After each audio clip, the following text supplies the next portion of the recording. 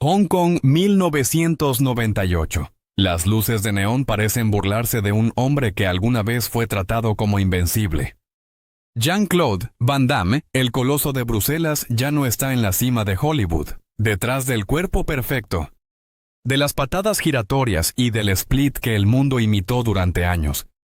Queda una historia más dura que cualquier pelea de cine. No lo destruyó un villano en pantalla. Lo destruyeron el ego, las adicciones, los contratos perdidos y una llamada telefónica que cambió su destino. Después de Time Cop en 1994, Universal le ofreció 3 películas, $12 millones por cada una. 36 millones en total. Cualquier actor habría firmado. Van Damme no. En esa cifra no vio una fortuna, vio una ofensa. Jim Carrey acababa de entrar en otra liga con un salario de $20 millones por una sola película. Para Van Damme, aquello fue una herida directa al orgullo. No aceptaba que un comediante cobrara más que el hombre que arriesgaba el cuerpo en cada rodaje. Tomó el teléfono. Llamó al presidente de Universal y exigió los mismos 20 millones. Al otro lado de la línea, el silencio fue más frío que un golpe. El estudio no cedió, colgó. Con esa llamada, Van Damme no solo perdió un contrato, perdió su lugar entre las prioridades de los grandes estudios. En menos de 24 horas, el héroe que parecía intocable empezó a convertirse en un riesgo. El rey quiso un trono más alto y terminó empujándose fuera de su propio reino. Para entender esa caída hay que volver a Bruselas al año 1960. Allí nació Jean-Claude Camille François Van Barenberg. No llegó al mundo como una máquina de combate. Era un niño frágil, tímido, delgado, casi invisible. Sus gafas gruesas le dieron un apodo cruel en la escuela: 4 ojos. Su padre, Eugène Van Barenberg, vio esa debilidad y tomó una decisión que cambió todo. Lo llevó al Centro Nacional de Karate de Bruselas bajo la disciplina del maestro Claude Goetz. Al principio, Jean-Claude parecía fuera de lugar. Cada entrenamiento era dolor, vergüenza y resistencia. Pero en ese suelo de madera comenzó a nacer otra persona. No era el cuerpo lo primero que cambiaba, era la voluntad. A los 11 años, según la historia que él mismo convirtió en parte de su mito, entró en una iglesia y pidió 3 cosas. Quería salvar el mundo, proteger la naturaleza y convertirse en una estrella mundial. Jean-Claude quería que el planeta conociera su nombre.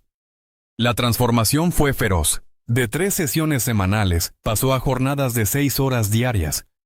Karate Shotokan, carreras bajo la lluvia, estiramientos extremos y repeticiones hasta que el cuerpo dejaba de quejarse.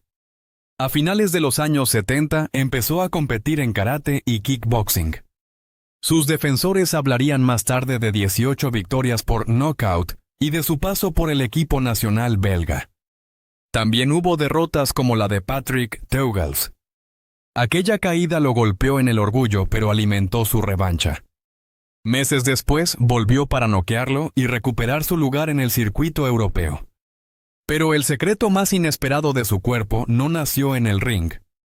Nació frente a los espejos de un estudio de ballet. Durante 5 años, Jean-Claude cambió el kimono por la danza clásica.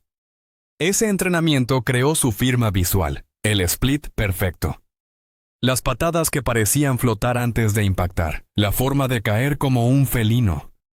Mientras Arnold Schwarzenegger imponía volumen y Sylvester Stallone resistencia, Van Damme introdujo belleza plástica en el combate. No parecía solo un hombre peleando.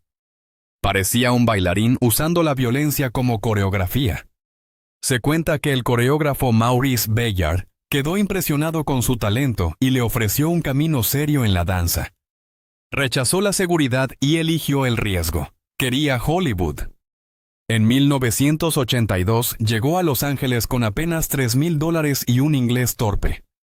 La ciudad de las estrellas no lo recibió con alfombra roja, lo recibió con hambre, rechazo y noches dentro de un coche.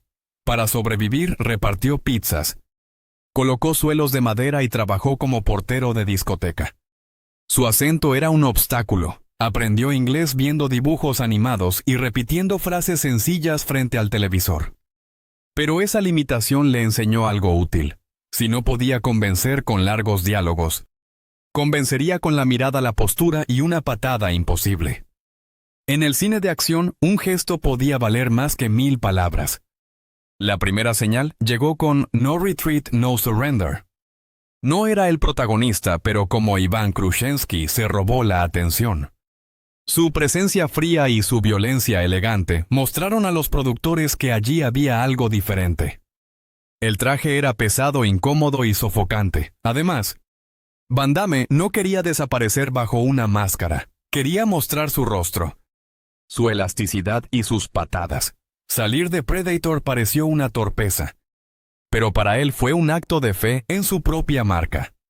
Luego llegaron Bloodsport y Kickboxer. Su nombre viajó por salas de cine, televisores y videoclubes de todo el planeta.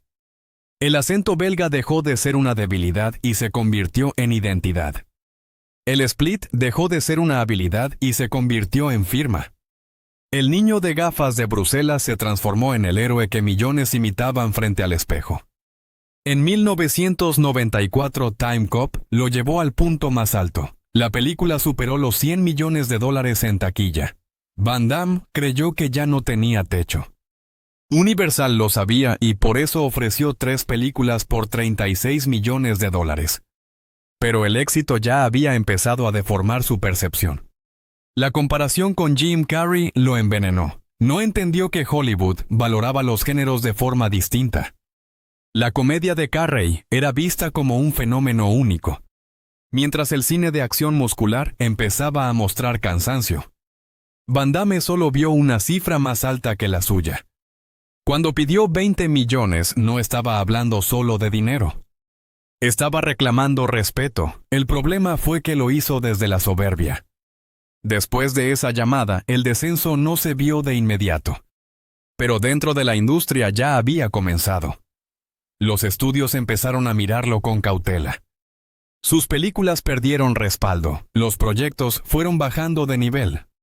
Sin campañas fuertes ni directores capaces de sostener su imagen, su nombre se alejó de la primera línea. Mientras tanto, su vida privada también se rompía. Su cuerpo era tratado como una máquina. Entrenamientos duros, dieta obsesiva, carnes magras, conejo, caballo y una disciplina casi primitiva para conservar la musculatura. Pero cuanto más perfecto parecía por fuera, más caos crecía por dentro. Hubo 5 matrimonios. Gladys, portugués, campeona de culturismo, fue uno de sus grandes pilares. Con Darcy Lapierre llegó uno de los capítulos más mediáticos. El mismo año de Time Cop, Van Damme filmó Street Fighter en Tailandia. La película tenía un presupuesto de $35 millones y debía convertirlo en una marca aún más grande.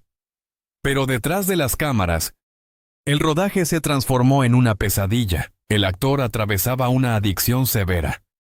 El relato habla de un gasto cercano a $10,000 por semana en cocaína. La producción contrató a un cuidador para vigilarlo las 24 horas, pero el desorden siguió creciendo. Llegaba tarde al set, se encerraba en su camerino y alegaba enfermedades. El director Steven E. de Souza tenía que filmar una película de acción con un protagonista impredecible. Los técnicos soportaban calor extremo, humedad, retrasos y tensión. En medio de ese caos, estalló otro escándalo. Mientras Darcy Lapierre estaba embarazada en Estados Unidos, Van Damme inició una relación con Kylie Minogue, su compañera de reparto. Aquello no fue solo una infidelidad. Fue una muestra pública de la pérdida de control que rodeaba su vida. Su imagen familiar quedó dañada. El contraste más duro en Street Fighter fue Raúl Juliá.